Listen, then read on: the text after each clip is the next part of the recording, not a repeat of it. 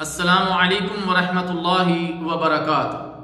میرے محترم دوستو، اللہ اور اس کے رسول صلی اللہ علیہ وسلم کی محبت حاصل کیجئے۔ پیارے نبی صلی اللہ علیہ وسلم نے ارشاد فرمایا، اگر تمہیں یہ بات پسند ہے کہ اللہ اور اس کا رسول صلی اللہ علیہ وسلم تم سے محبت کریں تو پھر 3 عادات کی حفاظت کرو۔ 3 عادات کی حفاظت کرو۔ نمبر 1، سچی بات کہا کرو۔ نمبر 2، امانت ادا کیا کرو۔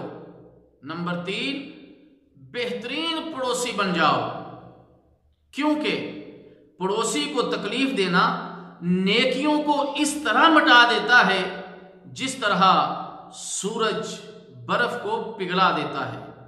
اللہ تعالیٰ جل شانہ سے دعا ہے کہ اللہ تعالیٰ ہمیں ان 3 چیزوں کو اپنانے کی توفیق عطا فرمائے۔ والسلام علیکم ورحمۃ اللہ وبرکاتہ۔